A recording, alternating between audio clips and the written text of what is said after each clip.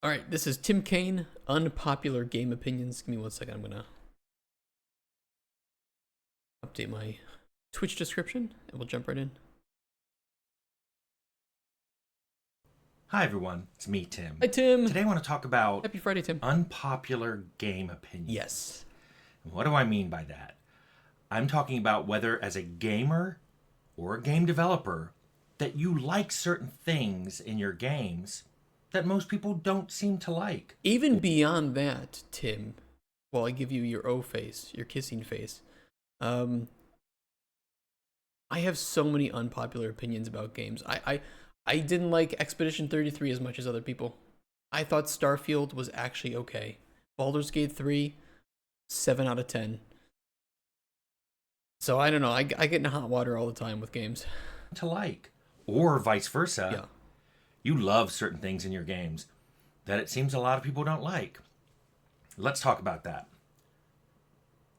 I've already talked about why you sometimes see games with features that you personally don't like. And it's because, and this is hard to accept, it is because you're in the small group.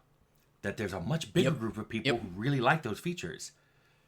And trust me, I've been there. Yep. I tend to like certain features that aren't the majority that people like. Inventory Tetris. I love Inventory Tetris. I have no problem playing Inventory Tetris, and in fact, I will like your game a bit more if you have it. I think that's a minority opinion. And I'll talk about that. This may be something that you find hard to see. Maybe, you don't like this feature and none of your friends like it either, so why are they putting it in? I've talked about that. I talked about it in Okay, here's a hot take.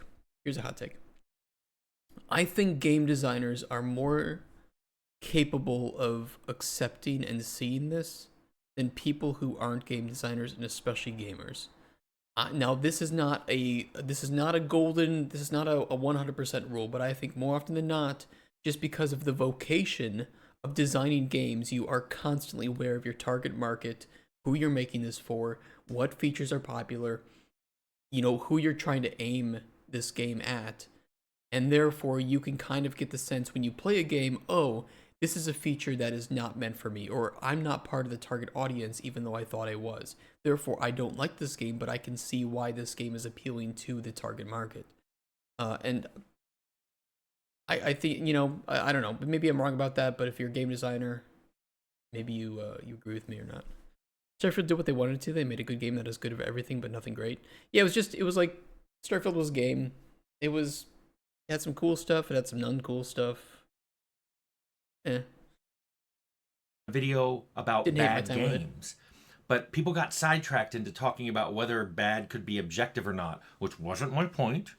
Well, it wasn't my main point, but I still think, bad games, that when you start talking about what you care about, I don't think it's subjective. it's subjective. Yeah. Even when you come down to something like a Crash Bug, there are games that have come out that have been amazingly popular. And they were buggy. People didn't care because the game was that good. That's very true. That's very true. Or you might not have encountered those yourself, so the objective issues that a game might have from a performance level just didn't affect you. Absolutely. I mean, Fallout. I mean, Stalker 2 was one. We played Stalker 2 on stream. I only had a few bugs, like a few crashes, and one of the crashes that I had the most was repeatable, and I was just trying to see if I could pin down what it was from like a developer curiosity standpoint. So it was more like entertaining to me than it was causing a problem. But I know people that had like massive stuttering problems, massive crash issues. They couldn't even open the game. And it's like, for me, the game was good because I could actually play it. But I can understand that for other people who couldn't even launch the game or had problems getting the game to run reasonably, didn't enjoy the game because of it.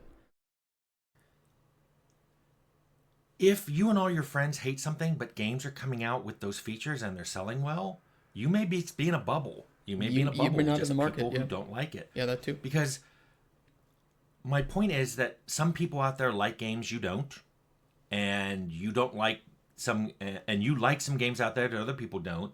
But sometimes the other side is bigger. And I did a whole video on sales data for my games, and those numbers don't lie. Um, Adding casual features to one of my more recent games made it sell better. Yep. And Like it's you might take a look at games like Avowed, or what's another game that kind of went like to ARPG recently? Well, I mean, even like Bethesda games, you could argue have lost some of their more hardcore or dedicated RPG elements over time slowly, and the reason is because the prices of making these games is increasing.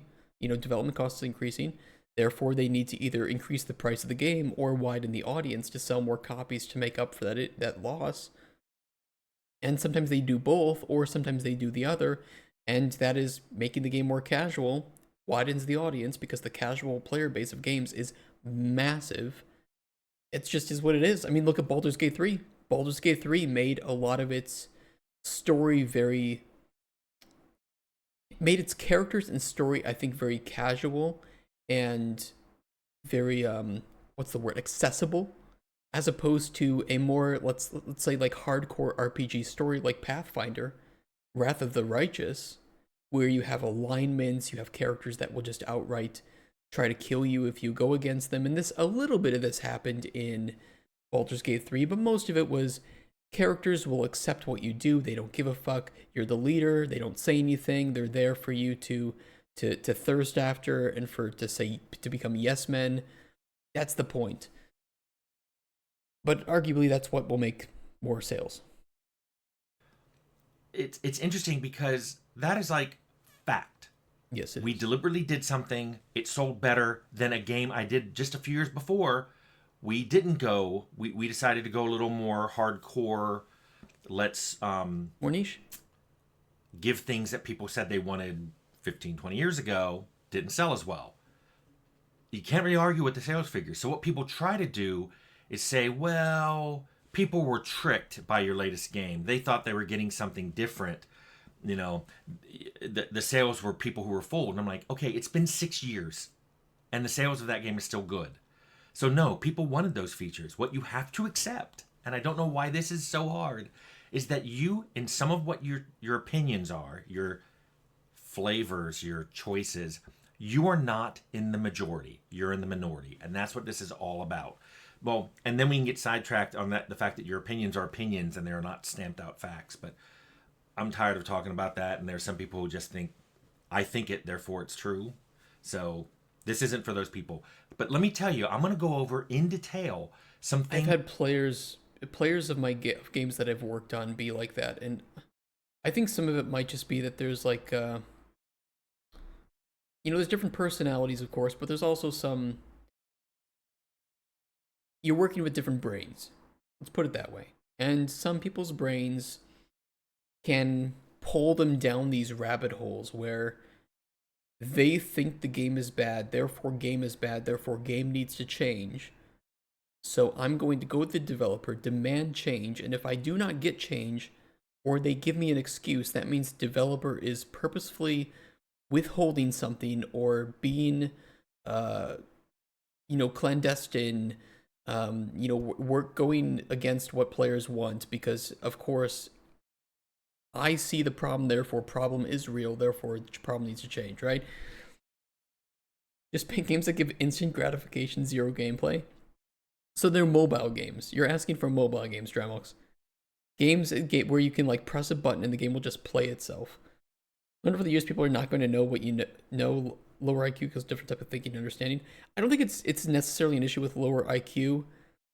I think that there's sometimes some mental illnesses or divergent mental things. It's just like people on the spectrum can sometimes get really hyper focused, and or people who are even like in a bad place in life can get really fixated on something.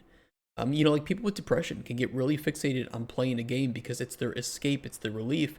And if the game like does something that they don't like, it can almost become personal because their entire life is around this game. I mean, look at MMOs. This happens all the time where something changes in an MMO to bring more players in, but the veterans hate it because it wasn't content aimed at them.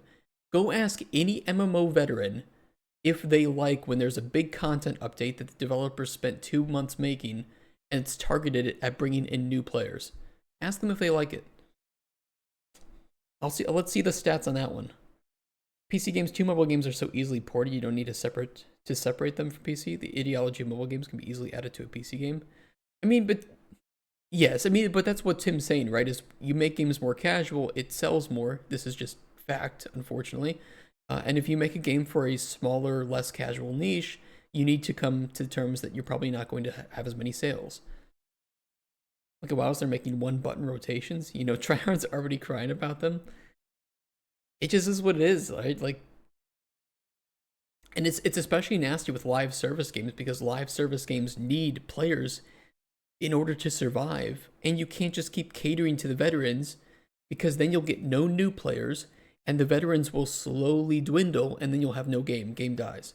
So you need to bring in new players and you need to keep the veterans happy. But oftentimes these games don't make enough money to cater to both.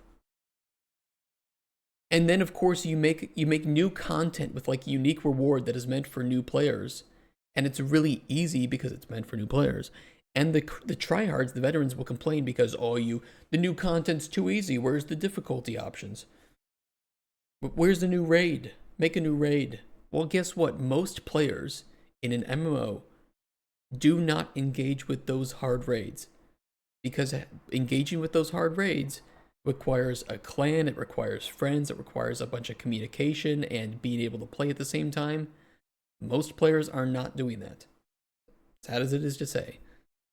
Things that I think about games that is a minority opinion, and I'm basing this on the fact that most games don't go this way anymore, and that a lot of people on this channel have argued against me on.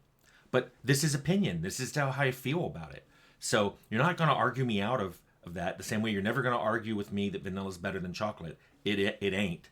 But that's for me. Eat all the vanilla you want. Good. It gets it off the shelves. Tim, don't hate me, but I like vanilla.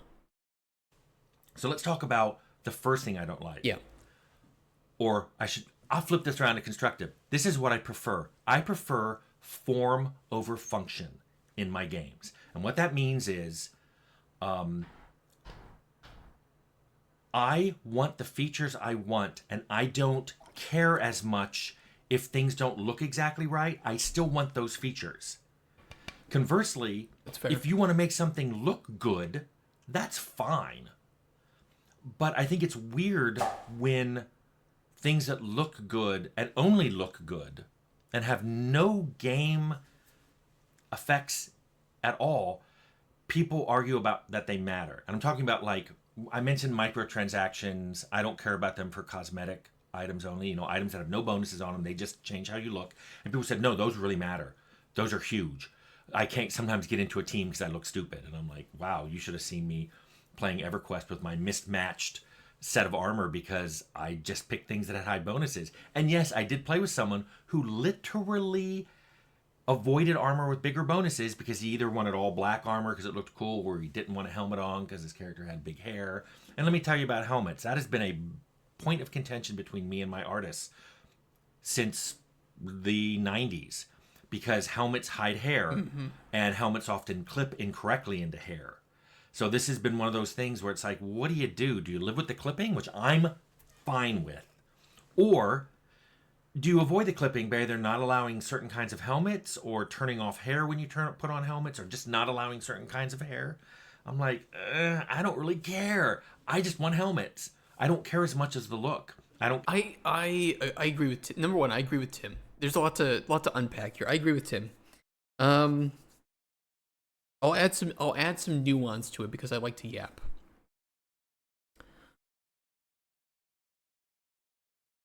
Sometimes visual things matter because to some people, visual effects can hurt immersion. Although I don't think that this is the majority of games, by the way. That said, I don't care about clipping in 99% of cases. I just don't care. It doesn't do anything to me. You know, when I see like some like facial animation bugs or something with like, I know Mass Effect had some of those. Starfield had some of those. It doesn't care. I call those cosmetic bugs, and the reason they're it's because they're cosmetic on top of the gameplay. They don't cause crashes, they don't cause gameplay issues. It's like a little bit of clipping or a weird animation or an NPC briefly walking a bit on the corner of an object when they're walking around it. It's like, oh, that's funny. Okay, move on. But for some people, there are some people that they will literally latch onto small bugs like that and say, look how buggy the game is. It's a buggy mess, bug-ridden mess, early access game. It's like, Jesus Christ, dude, it's like one little nav mesh or animation issue. Relax. It's easy to do helmets now. You disable hair. It is a little bit easier now because hair is a separate mesh. And so you can just turn off that mesh. People that latch onto visual bugs just make me laugh. Yeah, it's... I agree. I agree with Tim. The clipping is really dumb. He also talked about like form over function, but he kind of went over that pretty fast.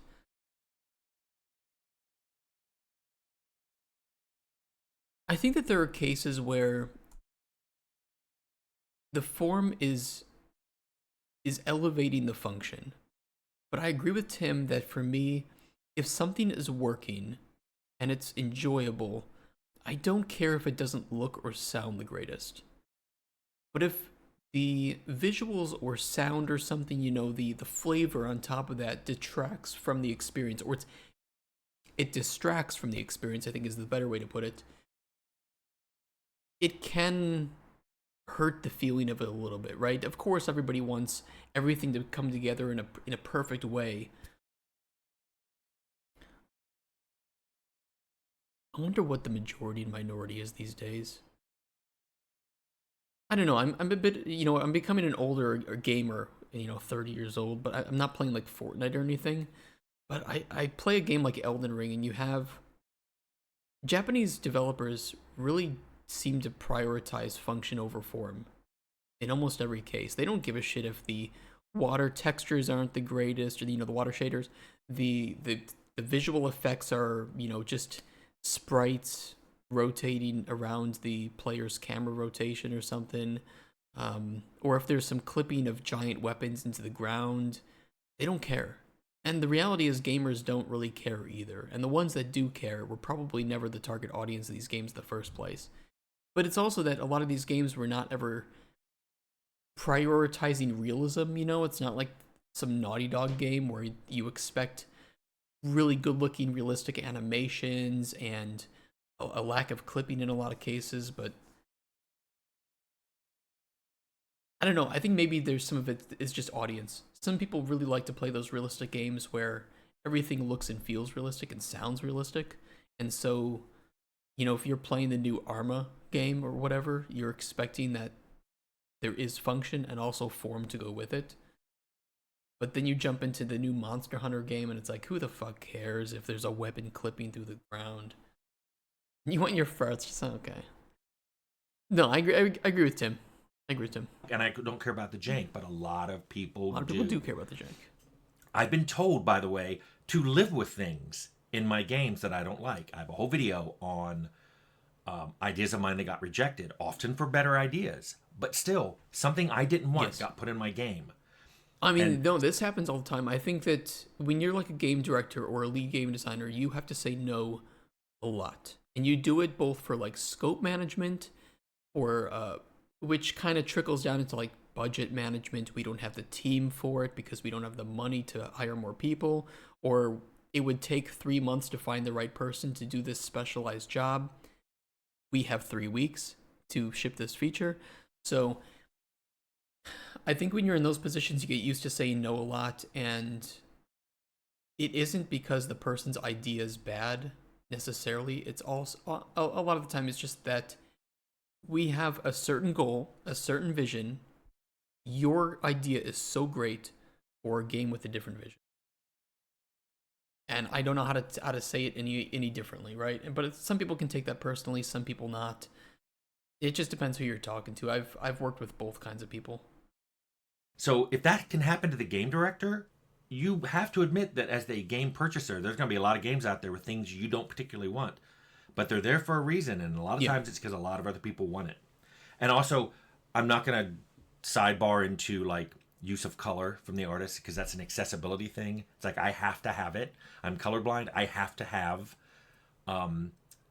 games not use color as the only channel to convey whether something's good or bad or anything about it. It can't convey information if it's the only channel conveying it, because that's an accessibility thing. That's not a preference thing. Yeah, and I think in those kinds of cases, I mean, I don't know. This kind of pulls me back into the yellow paint argument. I hate yellow paint. I think that there are other ways. I mean, yes, you could say, oh, it might cause issues with colorblind, or it's accessible for people who don't know how to use their eyes or whatever. Sorry, I was a little bit mean. But either way, I think that there are better ways to convey a lot of things like that. I don't consider yellow paint an accessibility feature. I do consider colorblind modes an accessibility feature. Yellow paint is not an accessibility feature. I don't want to give accessibility to people without brains. Use your eyes, think for 2 seconds, try to figure out how you would jump up to a ledge without me having to put an arrow that says press spacebar to jump. That's why games have big booba women nowadays in them. That's an accessibility feature. Yellow paint is I feel like it's laziness born out of bad playtesting environments. You bring in random person off the street or from like a horrible playtesting company, and they complain that they didn't know how to find a ledge for 2 minutes, and the level designers are like, oh my god, no, our casual audience, our super casual audience, to help recoup $400 million. Oh no, what are we gonna do? Put yellow paint on everything.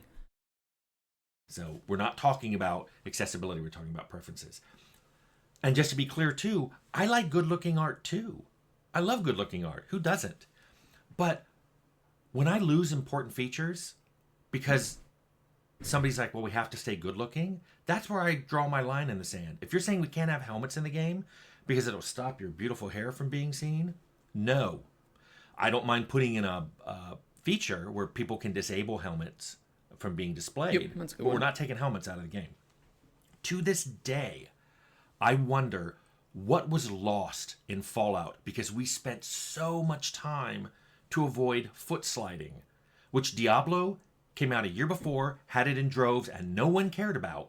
We didn't. We kept our feet firmly planted, and we spent a lot of time to make sure that worked right. And there were some people out there that said, hey, Tim, I love that. I noticed and I loved it. Great. But think of all the things that didn't go in. Think of all the programming time that was lost. And look at all the bugs that Fallout shipped with, or features we didn't have that were immediately put into Fallout 2, like the, take all button or step out of my way to NPCs, were put in literally the first month we started on Fallout 2 because we did not have time to put it in Fallout. And when I look back at all the months of man time that were lost to making feet not slide, part of me just dies inside. I mean, this was exactly something that I got into a spat with some people in chat about when Assassin's Creed Shadows came out, because I said that in a lot of cases it's about man hours, and man hours is money.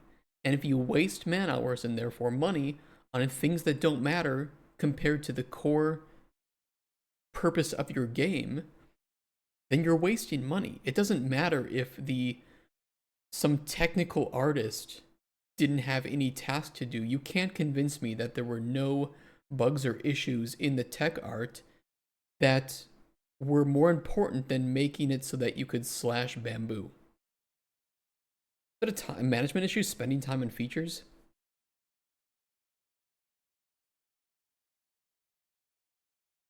I mean, yes. Yes, it comes down to a management issue, like production issue, or just I mean, even like the game director could be the one responsible for saying we should be spending our time on this instead of this. It can come from anywhere, and it's not always done out of a purposefully. Like, no, cutting bamboo is way more important than fixing bugs or resolving problems with their AI. But the reality is that if you have so many artists on the team that they have nothing left to do and are just working on these extra features while the rest of your game deteriorates because you didn't hire as many people to handle this major problem, then you've incorrectly assumed what you need for the team. And really, you should have spent more money on this. And you could still. I don't want to advocate for people losing their jobs, but really, when you're working on games that large, you need to make sure that your core is done before you add in all these extra features that people will, I don't know, clip for 2 seconds and say, "Oh my God, look, you can cut bamboo." It's a lot of work that can go behind stuff like that, especially to make sure they don't clip improperly, or cause issues with collision, whatever, are too the physics, especially when you're releasing on console, that like the physics don't hurt the frame rate too much, whatever. There can be a lot of little factors that go into that. The testing, maybe there's like a unique voice line when that happens, or the sound effects. You need to make sure that they don't play too concurrently. Um, it all adds up. It all adds up. And over time, you spend, like Tim says with foot sliding, you spend so much time worrying about something that has no bearing on the core gameplay loop, has no functionality beyond looking good, that you have to ask yourself, if the game comes out and there are bugs or there are problems with features, how much time did we spend not fixing those bugs and features? And how much time did we spend adding in things that have no bearing on the gameplay loop? Ooh, what's funny? Games that use in-place anim versus root motion, you can clearly see the difference, but should you care? No, but people will. Don't worry about it. I mean, like I said, if you go take a look at like Elden Ring gameplay, there is a ridiculous amount of clipping. There's barely any like water effects, visual effects, and the visual effects that are there for like water look ugly as shit. And literally zero people care because the game is fun. And I think that that's how the approach should be. Spend your time focusing on the things that actually matter, and less time worrying about things that don't really matter at all. Yes, you could have spent a lot of time and money making good ripples for your water. You could have spent a lot of time making sure every weapon had the right animation on your back, that it wouldn't clip with certain armors. But literally, nobody cares. Zero people. Elden Ring 2 looks mid visually. Yes, overall it looks good, but it's mid to me. But do I care? Well, I mean, and with Elden Ring, the art direction is fantastic. It's fun to play. The art direction is fantastic. Literally nobody equips the bull goat armor or something and some massive sword and is like, "Oh no, it's clipping with my armor. Oh, what should I do? I can't play this game anymore." Nobody. So, form over function. I'm always the form guy. If you're arguing we have to lose a feature because something looks better, you and I will have an argument about it. I think he means but function. I realize I'm in the minority there. Another one is turn-based combat. I'm on record as saying I like it. Now, specifically, what I mean, to just make sure people don't quote that out of context, I prefer turn-based combat for isometric games. Okay. Because I view isometric games as being more tactical and less immersive. If you're going first person, fine, go real time. They're both real time and first person are both more immersive. I mean, that is a pretty big hot take. I mean, it's his opinion, right? So it's not right or wrong. But even like Diablo, I mean, there's a lot of real-time isometric games. Interesting. Because he sees it as more tactical. I've never really thought about isometric camera view as being tactical by design, like inherently. I mean, I guess you get to see more compared to, like a first-person or third-person view, but yeah, interesting. Interesting opinion. That's obviously where your design is going. Go with it. Make all your design decisions align. However, for a turn-based, for an isometric game, I like turn-based. I like stopping the action on my turn, so whatever I do, no one else is doing anything. And I've given the example of Fireball as why I hate real time, and real time with pause doesn't fix my problem of if I put down an area of effect and then I unpause real time and people move in and out of that area, that's not what I wanted. I want to be able to select exactly who's going to get hit and then go with that. That's what turn-based gives me. I'm going to be kind of honest. I have grown to like real time with pause less as time goes on. And I can't really articulate why, but I'd much rather either just it be fully real time, no pause, or turn-based. You don't like turn-based games anymore? You prefer real-time with pause, but full-on turn-based just puts me off. Interesting. So I want real-time, then turn-based, or real-time with pause. I mean, I love turn. I really like tactical turn-based games. I'll gladly play any CRPG. But definitely real-time with pause interests me less because I would just rather be able to take turns. And I agree with Tim that like I place down an AOE, but then they run out of the AOE. How does that help me? I hate when enemies I wanted to get hit walk Yep. out, or maybe a companion wanders in. Don't like it. Now there's a sidebar here. They could always have designed not to have abilities like Fireball.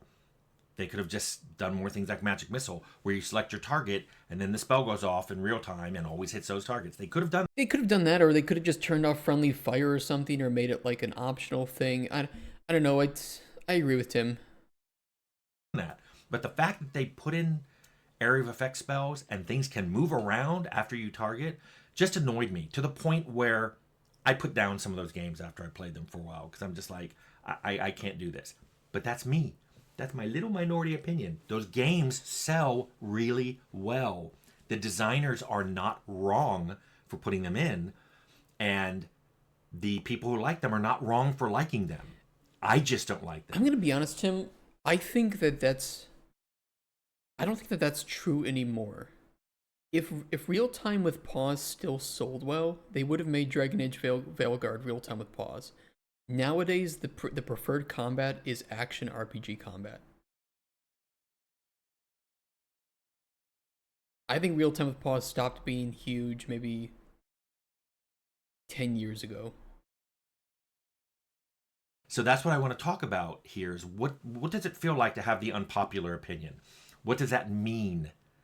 So let me say, as a game developer, I will say that I know that some of my games didn't sell as well because I wanted a feature that I wanted that wasn't popular. And conversely, I have games that sold great, even though they had features that I particularly wouldn't have chosen, but did or approved of them because I knew that that's what more people wanted. As a gamer, that means that games will often ship with features I don't like, but a whole bunch of people do, and vice versa. There's a lot of games out there that I love, but they're not going to sell very well. Mm-hmm. Well, they're niche games. What I always tell people is you should just be happy that gaming is such a big smorgasbord now. The buffet table is huge. There's A little bit something on too that big. table you like. I've talked about discoverability. I've talked about how it's hard. It's hard to find those games now. But I did give advice in that discoverability video, which is linked below, of just find a reviewer whose tastes align with your own and wait for them to put reviews up for games and see and use that as a decision to buy it. Sure, you won't be buying games pre-order, but a lot of you think that's not a good idea anyway. So great, you get to support the let's not pre-order game crowd just because you want to get your tastes accounted for before you buy a game. Anyway, I thought this was important enough to say because I think some of my videos. I'll say this. Yeah, I agree with Tim. Like influencer marketing is probably the best value for your money nowadays. Although it can backfire in a couple of ways. Take a look at Mind's Eye. If your game is just not ready to show off, influencer marketing can backfire. If you pay influencers who don't like your genre to play your game, influencer marketing can backfire. So I think you really need to find the people that like your genre, that have audiences of people that play your games, and be very, very, very, very careful that you're at the right stage to do it. Because again, it doesn't matter. In most cases, it won't matter if Mind's Eye fixes its bugs and becomes a better game. A lot of people have been turned off by its release, and they will never touch it again. There are so many games coming out that this was its time to make an impact. And at any time in the future, if it releases, by the way, if it releases after GTA 6, it's done for. Nobody's going to touch Mind's Eye when GTA 6 is out. It's huge, but sadly, you could argue that a lot of slop gets put on the table nowadays, and things that are good get put on the sidelines. I agree. Sadly, you need to make the big bucks if you want to make what you want. To make what you want, love. Yes, the algorithms are really, really harsh. I agree. It's pretty bad.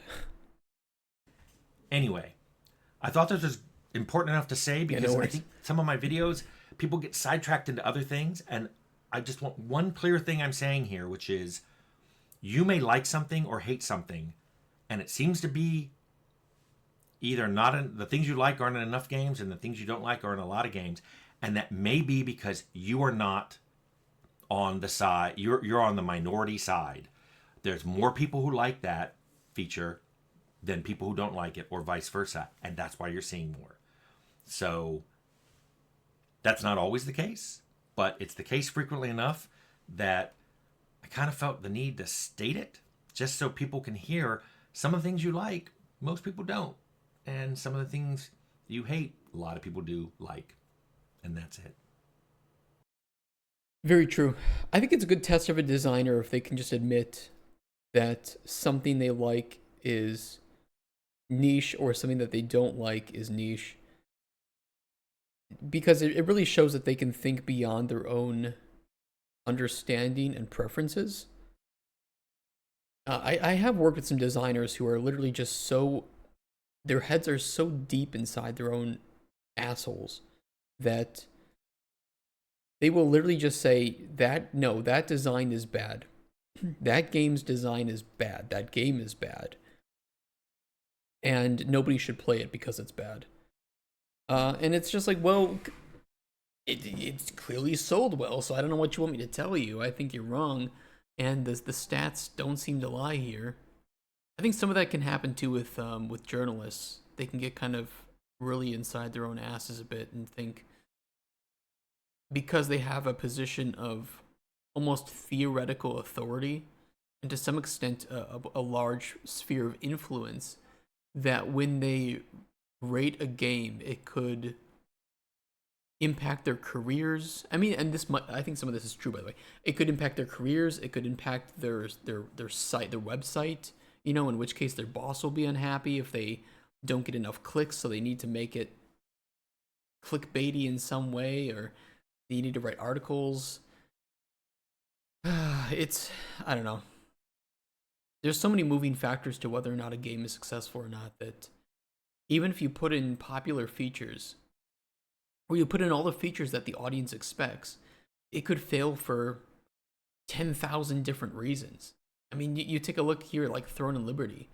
Again, Throne and Liberty looks pretty, and it has a lot of the features that somebody would expect in an MMO, but it's not very popular, and it's probably going to end up dying just because of other reasons. Like, it just didn't have anything unique about it. We played like that yesterday on Steam Next Fest. We played the demo for, what was it, that survival crafting game. Again, it had like, it ticked all the boxes and it had some cool features, but I felt like I had played it 10 times before. But maybe it comes out, maybe it sells like hotcakes, and it's just like I have to analyze, okay, I guess I had this genre pegged wrong, or maybe my own exhaustion with the genre has influenced my feelings about the possibilities and success of this genre. So game designers need to constantly be playing games because the market keeps shifting, the expectations keep shifting, the technology is changing, and if you aren't up to date with that, then you're really not doing your job well enough. You really can't speak with new knowledge about how this industry is doing. And I think that a lot of analysts get into that bubble too, where it's like, oh, turn-based RPGs, story-driven games are dying, and it's like another one comes out to prove them wrong year after year after year. So who the fuck are these analysts, and what are they saying? Because it's not making any sense, and it doesn't seem to be coming from any place of authority. I don't know, it seems like they kind of sniff their own farts so much and just look at the numbers that they actually don't pay attention to the audiences. And I would much rather that a designer pays attention to the audiences than the numbers. Because the numbers are... I think you'll get a much better view if you watch somebody playing... Like, let's say GTA 6 comes out. And, well, okay, GTA 6 is not very niche, right? GTA 6 is very, very wide appeal. Let's say the next Larian Studios games come out. And they give a key to Co-Carnage to play the game. Co-Carnage plays a shit ton of RPG games. His chat loves watching him play RPG games, and they love playing RPG games. This doesn't take 5,000 IQ to understand that Coke Carnage is a very good content creator to give a key to for RPGs because he plays these a lot, he understands them a lot, and his audience is massive and really enjoys this genre. If you release a game and you can very clearly visually see that his audience doesn't like it for any number of reasons, that to me is way more compelling and interesting to break down and to dive into further than if you were to just take a look at the sales numbers or the playtime metrics and to see when people are quitting. It's like, well, they could be quitting for any number of reasons. This is one side of the argument. This is one side of the statistics. You see them quitting at 2 hours. Let's go watch Coke Carnage play with his chat replay, and at 2 hours of gameplay, or roughly around that time, what is happening? Did something bad happen? What, maybe we pushed the player into an open world and we threw 30 quests at them and they became overwhelmed, and it was just too much. Like, let's actually see why it is that that's happening. I'm getting so off track here. I don't even know what this has to do with unpopular game opinions, but this was a great video. Guys, go give Tim a like and sub, please. And Tim, thank you for making these videos. And of course, Tim, thank you for giving us permission to react to your videos. They're always very entertaining and very well made. So thank you so much for watching on YouTube. I'll catch you in the next one. Take care, YouTube. Bye-bye.